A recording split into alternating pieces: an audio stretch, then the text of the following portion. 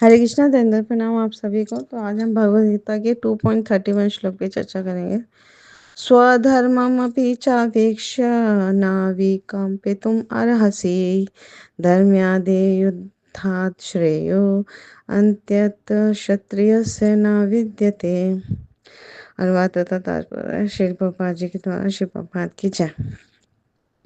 क्षत्रिय होने के नाते अपने विशिष्ट धर्म का विचार करते हुए तुम्हें जानना चाहिए कि धर्म के लिए युद्ध करने से बढ़कर तुम्हारे लिए अन्य कोई कार्य नहीं है, अतः तुम्हें संकोच करने की कोई आवश्यकता नहीं है। तो तात्पर्य श्री पापा जी बहुत सुंदर बता रहे हैं कि सामाजिक व्यवस्था के 4 वर्णों में जो द्वितीय वर्ण है ना, वो है शासन के लिए है और क्षत्रिय कहलाता है। तो 4 वर्ण है हमारे ब्राह्मण, क्षत्रिय, वैश्य, शूद्र। तो शत का अर्थ होता है चोट खाया हुआ। तो जो क्षति से रक्षा करे, चोट से रक्षा करे, वह क्षत्रिय कहलाता है। त्रायते का मतलब है रक्षा प्रदान करना। तो पहले क्षत्रियों को वन में आखेट करने का प्रशिक्षण दिया जाता था, क्योंकि क्षत्रिय जंगल में जाके जब शेर को ललकारता और उसको आमने सामने से मतलब उसके साथ तलवार से लड़ता है, तो शेर की मृत्यु होने पर उसे शेर को राजसी ढंग से उसका अंत्येष्टि किया जाता था। तो आज भी ये प्रथा जयपुर रियासत में है ना, ये क्षत्रिय राजा ये इस प्रथा का पालन करते हैं आज इस कलयुग में भी। तो क्षत्रियों को विशेष रूप से ललकारने और मारने की शिक्षा दी दी जाती थी पहले। तो क्योंकि कभी कभी धार्मिक हिंसा अनिवार्य होती है, यानी धर्म के लिए युद्ध करना अनिवार्य होता है और क्षत्रिय प्रजा की रक्षा करने के लिए ही होते हैं। तो ये पहले होता था, लेकिन अब क्योंकि कलयुग में ये ऐसी हिंसा बंद कर दी गई है, क्योंकि कोई ठीक से क्षत्रिय धर्म का पालन नहीं करा। लेकिन फिर भी जो क्षत्रिय होते हैं उनको ये सब करना, धार्मिक हिंसा उनके लिए अनिवार्य होती है। तो क्योंकि क्षत्रिय सीधे संन्यास ग्रहण नहीं कर सकता, संन्यास आश्रम को स्वीकार नहीं कर सकता। तो धार्मिक संहिताओं का और भी जगहों पे मिलता है उल्लेख। तो उसमें बताया जाता है हमारे और शास्त्रों में, वेदों में, कि युद्ध में जो विरोधी ईर्ष्यालु राजा होते हैं ना, उनसे संघर्ष करते हुए अगर कोई मर जाए, राजा या क्षत्रिय, तो मृत्यु के बाद वो उच्च लोक को प्राप्त करते हैं, है ना। तो और सेम वही प्राप्ति यज्ञ अग्नि में मारे गए पशुओं को होती है। तो पहले यज्ञ बहुत शुद्ध ब्राह्मण करते थे और यज्ञ अग्नि में पशु की बलि दी जाती थी। तो पशु अपना क्रम विकास ना करके सीधे मनुष्य योनि में पहुंच जाते थे या उच्च लोकों में वो चले जाते। तो धर्म के लिए युद्ध भूमि में वध करना या याज्ञिक अग्नि से पशुओं का वध करना हिंसा का कार्य नहीं माना जाता, क्योंकि इसमें निहित धर्म के कारण प्रत्येक व्यक्ति को ही लाभ पहुंचता है। तो क्योंकि यज्ञ में जो बलि की पशु दी जाती थी पहले, है ना, वो एक स्वरूप से दूसरे में बिना विकास प्रक्रिया के तुरंत मनुष्य शरीर प्राप्त हो जाता है। लेकिन अभी कलयुग में इसका निषेध है। यज्ञ में बलि पशु निषेध है कलयुग में, क्योंकि उचित ब्राह्मण नहीं है, वो जो सही मंत्रों का उच्चारण नहीं करते, सही ढंग से यज्ञ नहीं करते, इसीलिए ये पशुवध यज्ञ पशु बलि का निषेध है इस कलयुग में। तो लेकिन युद्ध भूमि में जो मारे गए क्षत्रिय यज्ञ से, यानी कि उनको स्वर्ग लोक प्राप्त होता है।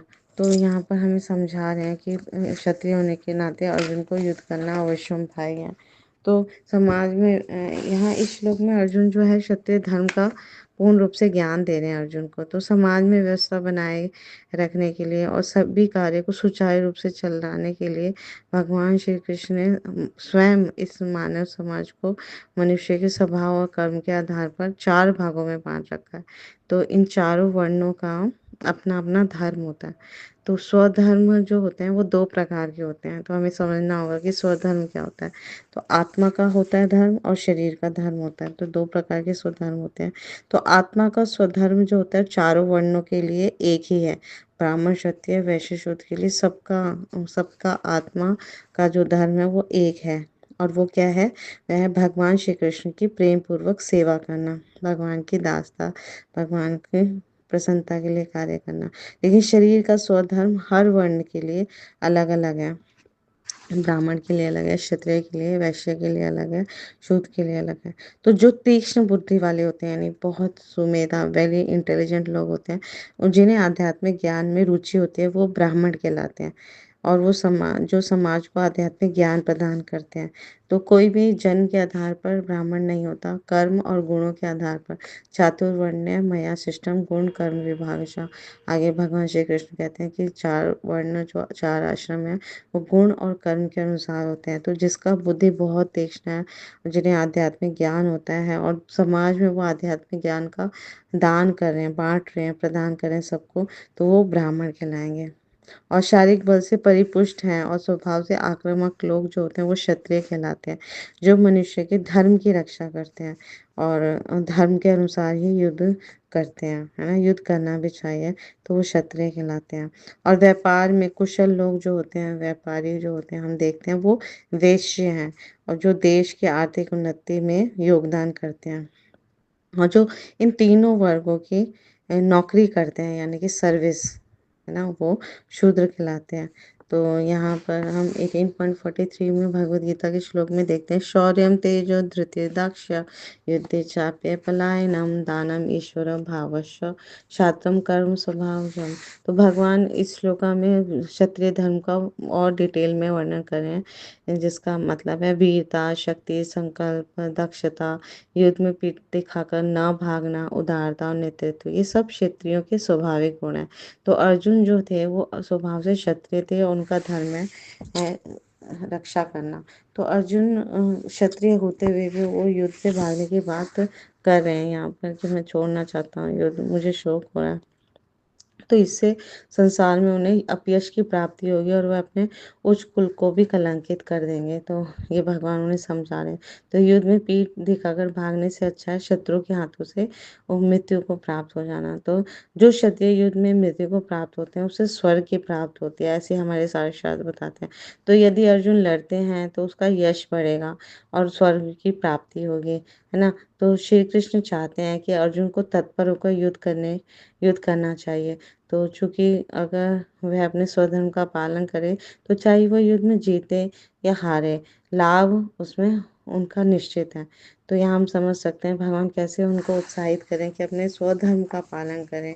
क्षत्रिय वर्ण कुल में अगर उनका जन्म हुआ है या क्षत्रिय हैं स्वभाव से, तो वो क्षत्रिय धर्म का पालन करें। तो हम सभी का जो आत्मा का धर्म है वो यही है, भगवान की प्रसन्नता के लिए, भगवान की सेवा के लिए कार्य करना। तो हम किसी भी वर्ण और आश्रम में हमारा जन्म हुआ है, तो हम आत्मा के स्वभाव को, स्वधर्म को कभी भी भूलना नहीं चाहिए। भग आत्मा की तुष्टि के लिए, है ना? मनुष्य जीवन को सफल बनाने के लिए हम सतत भगवान की सेवा में अपने आप को संलग्न करना है और जैसा शास्त्रों के अनुसार हमें अपना जीवन यापन करना है। तो जब हम गुरु, साधु, शास्त्र को, है ना, लक्ष्य करके अपना जीवन यापन करेंगे, तो हमारा ये मनुष्य जीवन सफल हो जाएगा।